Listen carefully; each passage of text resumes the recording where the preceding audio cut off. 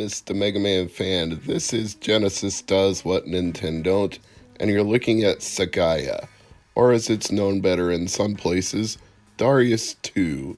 Now, if it sounds like this audio was done in two different takes, you'd be absolutely right, because the first version I uploaded to YouTube got hit with an unfortunate copyright strike.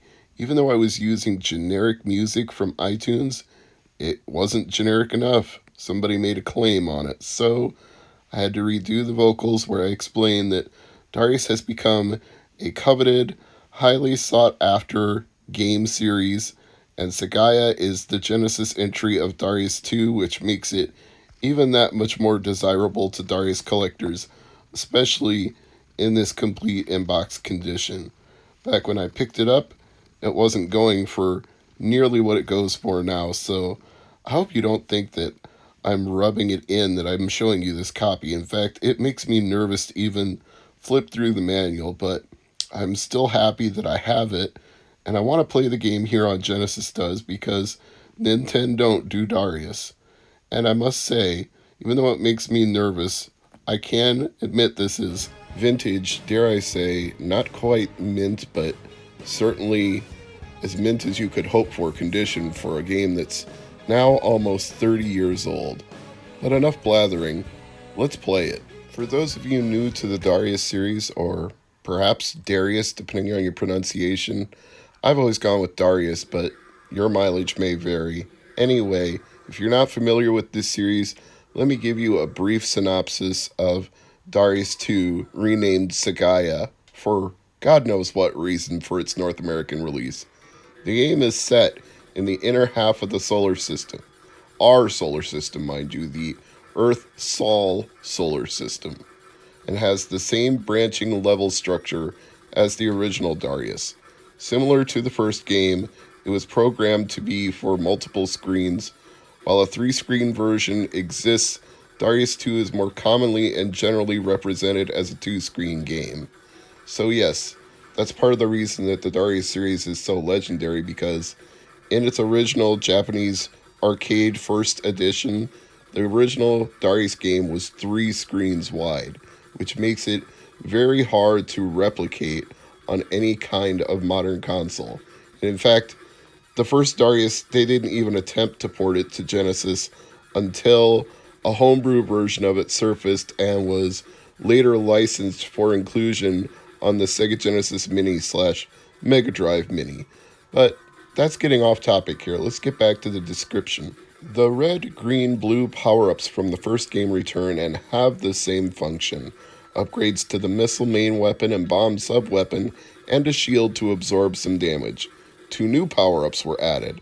A yellow power-up that adds a laser main weapon that functions similar to the bombs, and a rainbow power-up that grants 1 upgrade to all weapons. Actually, acquiring these power-ups and the upgrade path is completely different from the first Darius.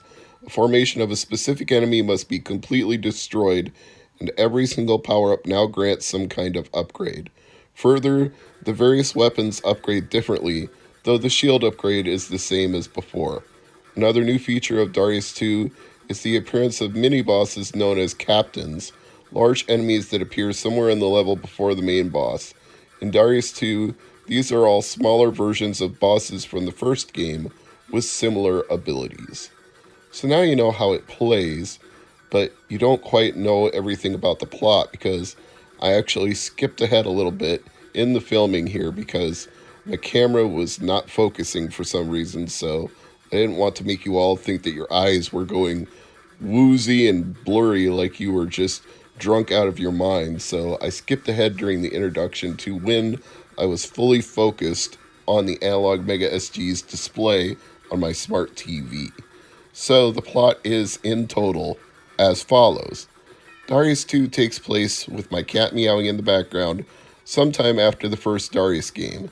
The colonized planet Darius is recuperating from an invasion of the Belzer army thanks to that game's heroes Proko and Tiat. Darius inhabitants have since situated themselves on the planet Olga, while Darius societies, architecture, and my crying cat were being repaired.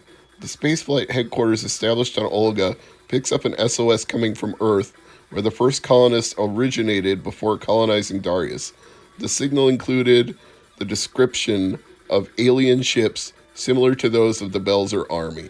Suspecting that might be their remaining Earthling ancestors, the people of Darius send both Proko Jr. and Tiat Young to help them. So yes, for a shoot 'em up game, Darius does have a surprisingly robust plot running through its many incarnations. And when I say many, I do mean many. Let me pull up an entry for the entire Darius series and see if I can tell you how many games there were in total up to the present day. We've got Darius, Darius 2, Darius Twin, Darius Force, Darius Gaiden, Darius G, Darius Burst, and 2 related games, Civilian and Metal Black.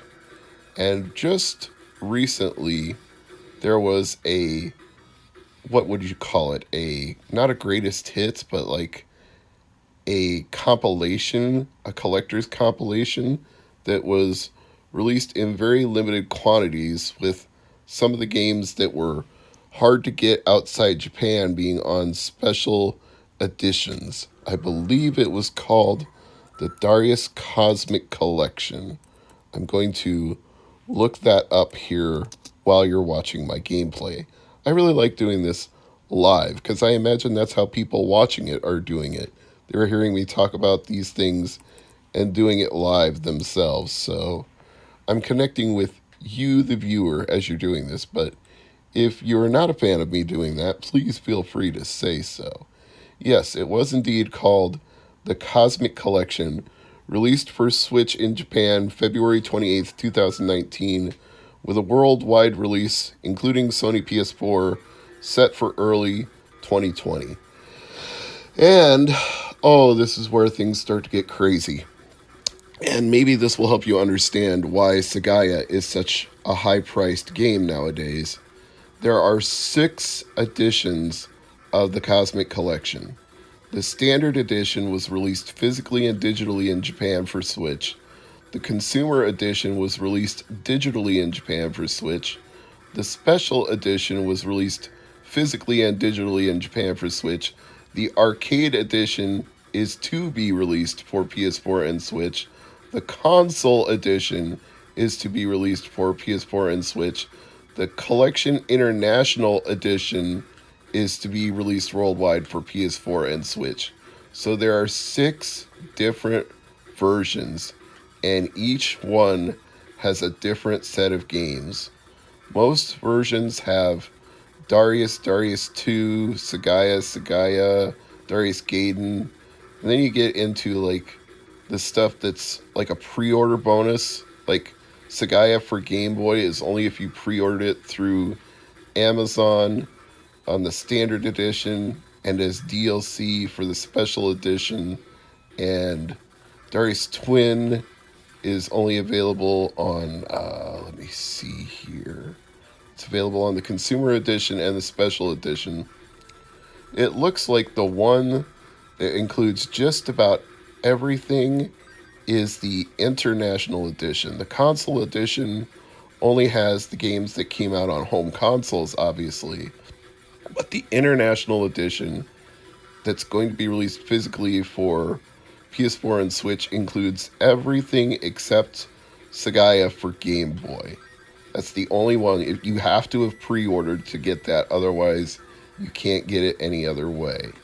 So this series has a rabid following, and collectors that are die hard to get every version of it they can for every console and play every edition of it in every conceivable form.